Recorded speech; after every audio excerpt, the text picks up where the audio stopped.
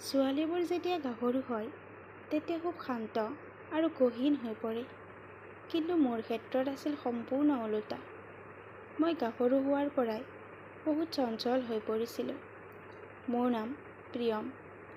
মই অলপ চঞ্চল স্বভাৱৰ ছোৱালী আছিলোঁ। ল'ৰাৰ লগত কথা পাতি ঘূৰি ফুৰি মই বৰ ভাল পাইছিলোঁ। কোনোবা ল'ৰাই যদি মোৰ ফালে চাই মই খিলখিলাই হাঁহি দিছিলোঁ। মোৰ বান্ধৱীবোৰে মোক কৈছিল, তই এনেকুৱা নকৰিবি, অলপ গহীন হ'বলৈ শিক, নহ'লে কেতিয়াবা বিপদত পৰিবি। কিন্তু মই তাহাঁতৰ কথা শুনা নাছিলোঁ। বান্ধৱীতকৈ বন্ধু মোৰ বেছি আছিল। ল'ৰাবোৰৰ লগত কথা পাতি মই বৰ প্ৰশান্তি অনুভৱ কৰিবলৈ লৈছিলোঁ। এনেদৰেই মোৰ কলেজৰ জীৱন পাৰ হ'বলৈ ধৰিছিল। এদিনাখন মই ঘৰৰ পৰা কলেজলৈ ওলাই আহিছিলোঁ। হঠাৎ এখন গাড়ী মোৰ ওচৰত ৰখালে আৰু মোক জবৰদস্তি গাড়ীখনত বহুৱাই অচিনাকি ৰাস্তা এটাৰে লৈ গৈছিল। মই বৰ চিঞৰ বাখৰ কৰিছিলোঁ, কিন্তু সি মোৰ চিঞৰ বাখৰলৈ ভ্ৰক্ষেপ কৰা নাছিল। প্ৰায় আধা ঘণ্টা পাছত সি গাড়ীখন ৰখালে আৰু মই তৎক্ষণাত গাড়ীৰ পৰা নামি আহিলোঁ। কিন্তু সেই ঠাইখন মোৰ অচিনাকি আছিল, নিজান আৰু মানুহ একেবাৰে সেৰেঙা এখন ঠাই। মই সুধিলোঁ, আপুনি কোন আৰু মোক ইয়ালৈ কিয় আনিছে? কিন্তু সি মোক একো উত্তৰ নিদি এটা ঘৰৰ ভিতৰলৈ সুমুৱাই লৈ গ'ল। মই আকৌ ক'লোঁ, অনুগ্ৰহ কৰি মোক কলেজত থৈ আহক। কোনোবাই গম পালে ডাঙৰ কথা হ'ব আৰু মই বদনামী হৈ পৰিম। সি মোৰ কথা শুনি খিলখিলাই হাঁহি মোক একেবাৰে ওচৰলৈ টানি মোৰ গালত হাত ফুৰাই ক'লে, ইমান ধুনীয়া ছোৱালীজনী কেনেকৈ এৰি দিব পাৰোঁ? তোমাক আজি মই জীৱনৰ মজা দিম। তাৰ কথাত মই ভয়ত থৰথৰকৈ কঁপিবলৈ লৈছিলোঁ। মই তাক বাৰে বাৰে অনুৰোধ কৰিছিলোঁ, মোক কলেজত থৈ আহিবলৈ। মই কৈছিলোঁ, মোক বদনামী নকৰিবা। তেতিয়া সি কৈছিল, তুমি কিয় ইমান ভয় কৰিছা? সদায়চোন কলেজত যোৱা, আজি মজা লোৱাচোন। আৰু সি মোক সাবটি চুমা খাবলৈ চেষ্টা কৰিছিল। মই তাক জোৰেৰে ঠেলি দি তাৰ ফালে আচৰিত হৈ চাইছিলোঁ। সি কৈছিল, সদায় যে তুমি কলেজত ধুনীয়াকৈ সাজি কাচি অহা, ল'ৰাবোৰৰ লগত ঘূৰি ফুৰা, সিহঁতৰ গাত ধৰি ক্ল'জ হৈ কথা পতা, সকলোবোৰ মই দূৰৰ পৰা চাই থাকোঁ। তোমাৰ যৌৱনৰ ভৰপূৰ দেহাটো দেখুৱাই যে ল'ৰাবোৰৰ লগত ইমান হাঁহি হাঁহি কথা পতা, কেতিয়াবা ভাবিছানে সেই ল'ৰাবোৰৰ হৃদয়ত কিমান সপোন জাগে? তোমাক মই বহুত আগৰে পৰা লক্ষ্য কৰি আছিলোঁ, কিন্তু অকলে এদিনো লগ পোৱা নাছিলোঁ। আজি ইমান ধুনীয়া সুবিধা পাইছোঁ, তোমাক কেনেকৈ এৰি দিওঁ? তাৰ কথা শুনি মই ভয়ত তাৰ পৰা দৌৰিবলৈ চেষ্টা কৰিছিলোঁ। কিন্তু সি হাতখনত ধৰি কৈছিল, ইয়াৰ পৰা কেনেকৈ বাচি যাবি? তুমি হয়তো নাজানা মই কোন। মই ক'লোঁ, তুমি যোনেই নোহোৱা কিয় মোক ইয়াৰ পৰা যাবলৈ দিয়া। তেতিয়া সি ক'লে, তুমি মোৰ, কেৱল মোৰ, ইয়াৰ পৰা কলৈকো যাব নোৱাৰা। মই সদায় তোমাক লগত ৰাখিম। তাক মই আগতে কেতিয়াবা দেখিছিলোঁ নে নাই ঠিক মনত নাই। মই বুজি পোৱা নাছিলোঁ যে মই তাক কেনেকৈ সন্মত কৰাওঁ মোক এৰি দিবলৈ। মই কৈছিলোঁ, চোৱা, আমি ভাল বন্ধু হৈ যাওঁ আৰু এই বন্ধুত্ব সদায় মনত ৰাখিম। কেৱল মোক এতিয়া যাবলৈ দিয়া। সি হাঁহি কৈছিল, যি কৰিবলৈ তোমাক মই ইয়ালৈ লৈ আহিছিলোঁ, সেয়া নকৰাকৈ কেনেকৈ যাব দিওঁ? তাৰ পাছত সি মোক জোৰেৰে ওচৰত থকা বিচনাখনত পেলাই নিজে মোৰ ওপৰত উঠি লয়। মই যিমান পাৰি নিজকে বচাবলৈ চেষ্টা কৰিছিলোঁ। সি মোৰ দুয়োখন হাত এখন হাতেৰে জোৰেৰে ধৰি লৈছিল। মই চিঞৰিছিলোঁ, কিন্তু আন এখন হাতেৰে মোৰ মুখত সোপা মাৰি ধৰিছিল। মই চটফটাই আছিলোঁ, চিঞৰিব পৰা নাছিলোঁ। মই বহুত চেষ্টা কৰিছিলোঁ, কিন্তু তাৰ শক্তিৰ আগত টিকিব পৰা নাছিলোঁ। মই ল'ৰাবোৰৰ লগত কথা পাতিছিলোঁ সঁচা, কিন্তু সেই বুলিয়েই মই কাকো এনেদৰে মোৰ শৰীৰৰ লগত খেলা কৰিবলৈ অনুমতি দিব নোৱাৰোঁ। যেনেকৈয়ে নহওক, আজি নিজকে বচাব লাগিব বুলি ভাবিয়ে আছিলোঁ। হঠাৎ সি মোৰ চুমা খাবলৈ ধৰিছিল। মই মুখখন ইমুখ সিমুখ কৰিবলৈ ধৰিলোঁ, যাতে সি মোক চুমা খাব নোৱাৰে। তাৰ পাছত সি মোৰ মুখৰ পৰা হাতখন আঁতৰাই বুকুত বুলাবলৈ আৰম্ভ কৰিলে। তাৰ হাতৰ পৰশ পাই মোৰ যৌৱনেৰে পৰা দেহা উঠলি উঠিছিল। লাহে লাহে সি মোৰ শৰীৰৰ গোপন অংগবোৰত হাত বুলাবলৈ আৰম্ভ কৰিছিল। মই মতলীয়া হৈ পৰিছিলোঁ। এই আচৰিত অনুভূতিত ভুল গৈ মই যেন তাৰ লগত কাজিয়া কৰিবলৈ পাহৰি গৈছিলোঁ। আৰু কাজিয়া কৰিবলৈও যেন মোৰ শৰীৰত শক্তি নোহোৱা হৈ পৰিছিল। ক'ব নোৱাৰোঁ, লাহে লাহে মই কিয় ইমান শান্ত হৈ পৰিছিলোঁ। চিঞৰ বাখৰ কৰিবলৈ পাহৰি গৈছিলোঁ। হয়তো সি মোৰ মনৰ অৱস্থা ভালদৰে বুজি পাইছিল আৰু সেইবাবে মোৰ দুয়োখন হাত এৰি দিছিল। মোৰ দুচকুৰে ধাৰাসাৰ চকুপানী বৈ আহিছিল আৰু নাজানো কিয় সি মোৰ চকুপানী দেখি ৰৈ গৈছিল আৰু তাৰ দুবাহুৰ বন্ধনৰ পৰা মোক মুক্ত কৰি দি সি মোৰ ওচৰৰ পৰা উঠি যাবলৈ লৈছিল। তেনেতে মই তাৰ হাতখনত ধৰিলোঁ। সি বৰ আচৰিত হৈ মোৰ ফালে চালে। মই উঠি থিয় হ'লোঁ। সি মই কিবা এটা কোৱালৈ অপেক্ষা কৰি আছিল। মই একেবাৰে অনিয়ন্ত্ৰিত হৈ আছিলোঁ। একো নক'লোঁ, কেৱল সাৱটি ধৰিলোঁ। মোৰ এই ব্যৱহাৰত সি অবাক হৈছিল আৰু মোক তাৰ বুকুৰ মাজত সাৱটি লৈছিল। এনেদৰে অলপ সময় পাৰ হৈছিল, কিন্তু সি সীমা পাৰ হৈ যোৱা নাছিল। তাৰ পাছত সি ক'লে, বৰ ভোক লাগিছে, ৰ'বা কিবা এটা খাই লওঁ। আৰু সি চাহ লৈ আহিছিল। খোৱাৰ সমাজতে সি ক'লে, প্ৰিয়ম, মই তোমাক ঘৃণা কৰোঁ। ভাবিছিলোঁ আজি তোমাক বৰবাদ কৰি দিম, তাৰ পাছত তোমাক তোমাৰ পদূলিত পেলাই থৈ আহিম। কিন্তু যেতিয়া তুমি মোৰ সন্মুখত আহিলা, তোমাক ইমান ওচৰৰ পৰা পালোঁ, তাৰ পাছতো এনেকুৱা কৰিব নোৱাৰিলোঁ। নাজানো মোৰ কি হৈ গ'ল, কিয় ইমান দুৰ্বল হৈ গ'লোঁ। সি মোক সেই ঘৰটোত বন্দী কৰি ৰাখিছিল। মই তাক কৈছিলোঁ, মোক কিয় ইয়াত ৰাখিছা, ঘৰলৈ কিয় যাবলৈ নিদিয়া। তেতিয়া সি কৈছিল, ঘৰলৈ যোৱাৰ কথা তুমি কেতিয়াও নাভাবিবা, কাৰণ এতিয়াৰ পৰা তুমি মোৰ লগতে থাকিবা। তাৰ কথা শুনি মোৰ বৰ ভয় লাগিছিল। মই ভাবি পোৱা নাছিলোঁ সি মোক কিয় এনেদৰে ৰাখিছিল। না মই তাৰ লগত কিবা অন্যায় কৰিছোঁ, না মই তাক চিনি পাওঁ। যিমান পাৰোঁ মই মনত পেলাবলৈ চেষ্টা কৰিছিলোঁ, তাক ক'ত দেখিছিলোঁ। তাৰ পাছত মই তাৰ নামটো সুধিলোঁ। সি ক'লে, মোৰ নাম জিত। মই আকৌ চিন্তাত পৰিলোঁ। এই নামটো আগতে কেতিয়াও শুনা নাই।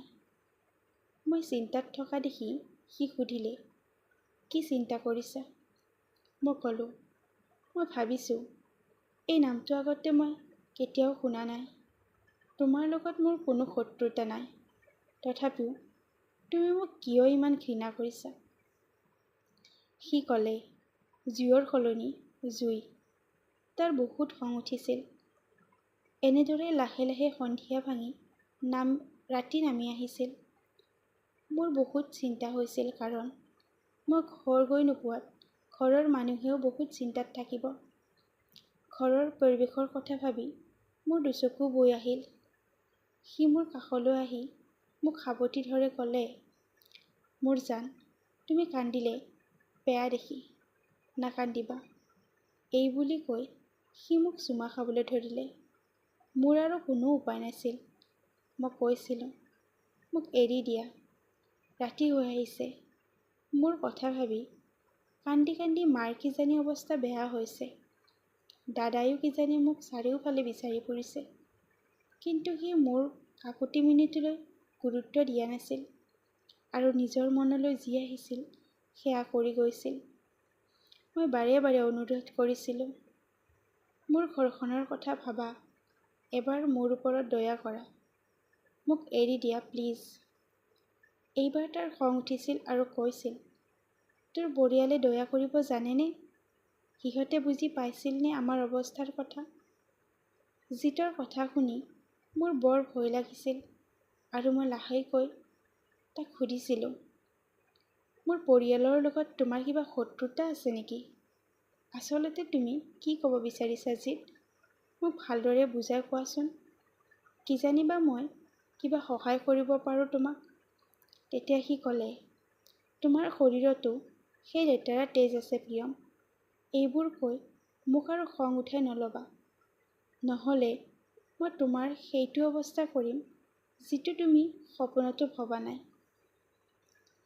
এইবুলি কৈ সি খঙত ৰুমৰ পৰা ওলাই যায় আৰু ৰুমটো বাহিৰৰ পৰা লক কৰি যায়। মোৰ ঘৰলৈ বহুত মনত পৰিছিল আৰু মই বহুত কান্দিছিলোঁ। কান্দি কান্দি ভাগৰি গৈছিলোঁ। অলপ সময় নিজকে বুজাই ৰুমৰ ভিতৰত কিবা পাওঁ নেকি বুলি বিচাৰিবলৈ আৰম্ভ কৰিছিলোঁ। ইফালে সিফালে বিচাৰি থাকোঁতে ৰুমৰ আলমাৰিটোত এখন ফটো পালোঁ, য'ত এজনী ধুনীয়া ছোৱালীৰ কাষত জিত থিয় দি আছে। ফটোখন দেখি মোৰ অনুভৱ হৈছিল ইহঁত প্ৰেমিক-প্ৰেমিকা। ছোৱালীজনীক মই চিনি পোৱা নাছিলোঁ। মই ভাবিছিলোঁ, ইমান ধুনীয়া প্ৰেমিকা থাকোঁতে মোৰ লগত কিয় এনেকুৱা কৰিছে? ভাবিছিলোঁ, এইখন ব্যৱহাৰ কৰিয়েই মোক ঘৰত থৈ অহাৰ কিবা ব্যৱস্থা কৰিব লাগিব। মই বিচনাখনতে অলপ বহিলোঁ। অলপ পাছত জিত ৰুমলৈ আহি মোক কৈছিল, ব'লা খানা খাই ল'বা। সি মোৰ মুখৰ ফালে চাই গম পাইছিল যে মই বহুত কান্দিছোঁ, কাৰণ মোৰ চকু আৰু নাক ৰঙা পৰি গৈছিল। সি কৈছিল, এতিয়া আৰু কান্দি লাভ নাই, আৰু মোৰ হাতৰ খনত ধৰি টানি বিচনাৰ পৰা উঠাবলৈ চেষ্টা কৰি কৈছিল, ব'লা ব'লা খানা খাই ল'বা। তেনেতে মই ফটোখন দেখুৱাই কৈছিলোঁ, তোমাৰ ইমান ধুনীয়া গাৰ্লফ্ৰেণ্ড আছে, ইমান ধুনীয়া গাৰ্লফ্ৰেণ্ডজনী থাকোঁতেই মোক কিয় এনেকৈ ৰাখিছা? এবাৰ ভাবি চাইছানে? তাই গম পালে কিমান দুখ পাব? কিন্তু তুমি চিন্তা কৰিব নালাগে, মই কাকো একো নকওঁ। মাথো তুমি মোক ঘৰত থৈ আহা। মই ঘৰত ক'ম বান্ধৱীৰ লগত চিনেমা চাব যোৱা বুলি। হঠাৎ সি মোৰ হাতৰ পৰা ফটোখন কাঢ়ি নি একেথৰে ফটোখনৰ ফালে চাই থাকিল। তাৰ চকু পানী উপচি পৰিছিল। তাক এনেকুৱা অৱস্থাত দেখি মোৰ কিবা বেয়া লাগি গ'ল। মই তাৰ ওচৰলৈ গৈ নম্ৰভাৱে সুধিলোঁ, কি হ'ল? কিয় কান্দিছা? ভাল পোৱা ন তাইক? সি মোৰ ফালে চাই ক'লে, এইজনী মোৰ ভনী। মোৰ বৰ মৰমৰ আছিল তাই। অ', চৰি, মই আকৌ গাৰ্লফ্ৰেণ্ড বুলিহে ভাবিছিলোঁ। এনেকৈ দুয়ো খানা খাবলৈ টেবুললৈ আহিলোঁ। সি একেবাৰে মৌন হৈ পৰিছিল। মই সুধিলোঁ, তোমাৰ ভণ্টিৰ বিয়া হৈ গৈছে নেকি? কিয় এনেদৰে কান্দিছিলা তুমি? সি লাহেকৈ উত্তৰ দিলে, তাইৰ মৃত্যু হৈছে। তাই এই পৃথিৱীত নাই। তাইৰ মৃত্যুৰ বাবে দায়ী তোমাৰ দাদা।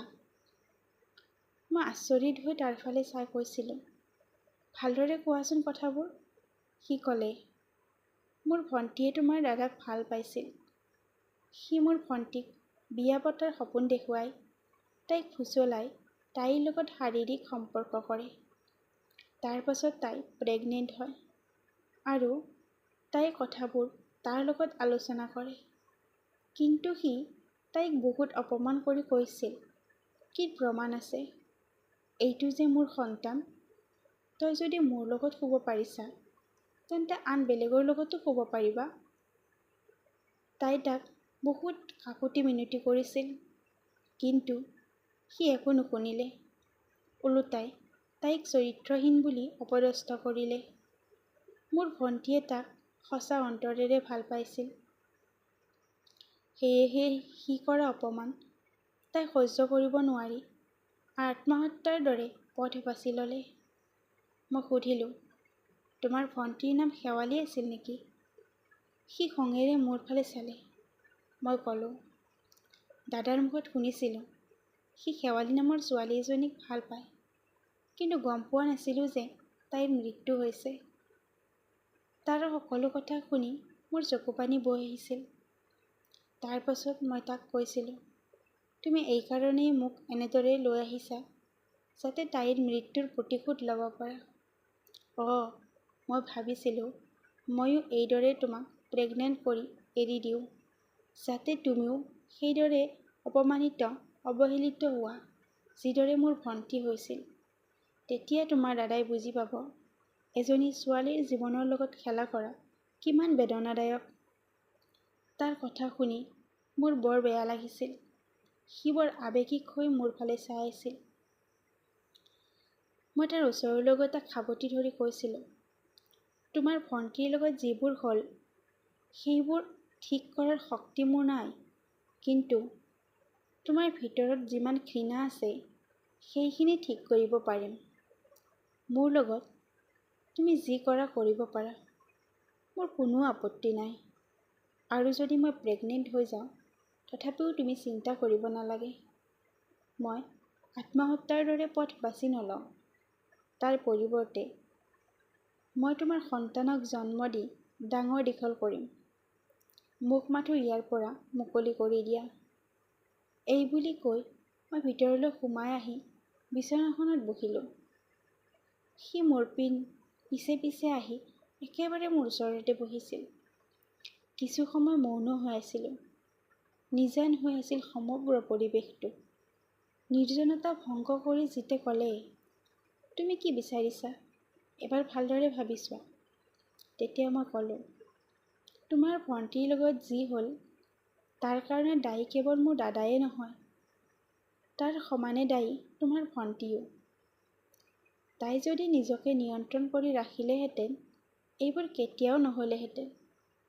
তথাপিও যদি তোমাৰ মোৰ শৰীৰৰ লগত খেলা কৰিলে ঘৃণা কম হয়, তেন্তে তাত মই বাধা নিদিওঁ। ময়ো চাওঁ, তোমাৰ শৰীৰতনো কিমান ঘৃণা আছে। মোৰ কথাখিনি শেষ হ'ল নে নহ'ল, সি মোৰ শৰীৰৰ ওপৰত জঁপিয়াই পৰি মোক প্ৰমাণ দিবলৈ ধৰিলে যে তাৰ অন্তৰত কিমান ঘৃণা আছে। ময়ো তাক বাধা দিয়া নাছিলোঁ, কাৰণ মই বিচাৰিছিলোঁ তাৰ হৃদয়ৰ মাজত থকা ঘৃণাবোৰ দূৰ হোৱাটো। গোটেই ৰাতি সি মোৰ শৰীৰৰ লগত খেলে। ৰাতিপুৱালৈ মোৰ অৱস্থা কাহিল হৈ গৈছিল। সি মোৰ কাষতে শুই আছিল। সি লাহেকৈ ক'লে, প্ৰিয়ম, ব'লা, এতিয়া মই তোমাক ঘৰত থৈ আহোঁগৈ। আৰু শুনা, কালি ৰাতিৰ গোটেই ভিডিঅ'বোৰ মোৰ লগত আছে। যদি তুমি কিবা চালাকি কৰিব বিচৰা, এইবোৰ মই ভাইৰেল কৰি দিম। মোক ধমকি দিবলৈ নাহিবি জিত, ব'লা, মই ৰেডি হৈ আছোঁ।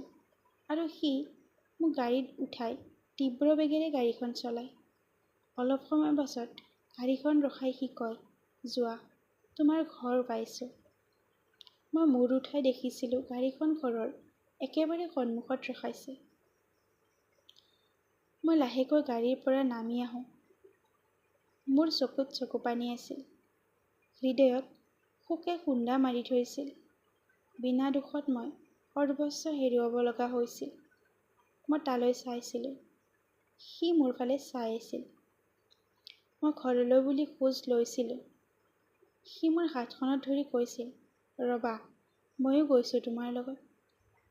সি মোৰ লগতে আহিল। আমাৰ ঘৰৰ পৰিৱেশ একেবাৰে শীতল হৈ আছিল। সকলোৱে মোৰ বাবে চিন্তিত হৈ আছিল। মোক দেখাৰ লগে লগে মা-দেউতাই দৌৰি মোৰ ওচৰ পালে আৰু দাদাই গালি পাৰিব ধৰিলে। ক'ত আছিলি তই? আমি তোৰ কাৰণে কিমান চিন্তাত আছোঁ। তেতিয়া জিতে ক'লে, মোৰ লগতে আছিল গোটেই ৰাতি। জিতক দেখাৰ লগে লগে দাদাই খঙত ৰঙা হৈ গৈছিল আৰু কৈছিল, তোৰ সাহস কেনেকৈ হ'ল মোৰ ভণ্টিৰ ওচৰলৈ অহাৰ? তেতিয়া জিতে ক'লে, যেনেকৈ তোৰ সাহস হৈছিল মোৰ ভণ্টিৰ কাষলৈ অহাৰ। তই মোৰ ভণ্টিৰ কাষলৈ আহি তাইক ধ্বংস কৰি দিলি। বেচেৰীজনীক প্ৰেগনেণ্ট কৰি মৃত্যুমুখলৈ ঠেলি দিলি। তই কৰা ব্যৱহাৰ সহ্য কৰিব নোৱাৰি তাই মৃত্যুক আঁকোৱালি ল'লে। তই কি ভাবিছিলি মই ইয়াত প্ৰতিশোধ নল'ম। মোৰ মা দেউতাই সকলোবোৰ কথা শুনি হতভম্ব হৈ পৰিছিল।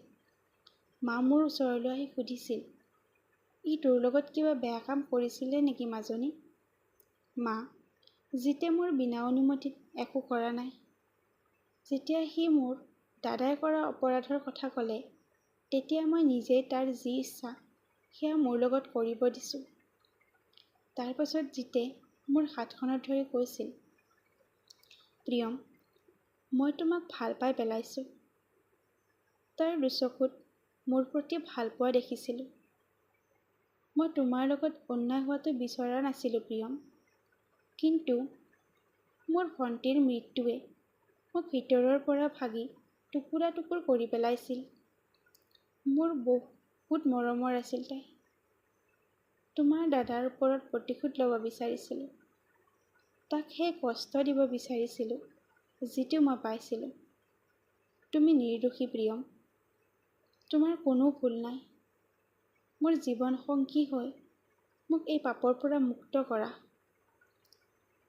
মই ভাবিব ধৰিলোঁ, ইমান গভীৰ চিন্তা কৰা, সম্বন্ধক সন্মান কৰা ল'ৰা এটা মই ক'ত পাম বাৰু? অলপো দেৰি নকৰি মই তাৰ হাতে হাত ধৰি জীৱন বাটত আগবাঢ়িম বুলি কথা দিলোঁ। মা দেউতায়ো মোৰ সিদ্ধান্তত আপত্তি নকৰিলে। দাদায়ো নিজৰ ভুল উপলব্ধি কৰি আমাক শুভেচ্ছা জনায়। সেইদিনা মই জিতৰ লগতে তাৰ ঘৰলৈ গুচি আহোঁ। বৰ্তমান আমাৰ সংসাৰত প্ৰেম ভালপোৱাৰ কোনো অভাৱ নাই। বিশ্বাস আৰু বুজাবুজিৰ মাজেৰে ধুনীয়াকৈ সংসাৰখন চলি আছে।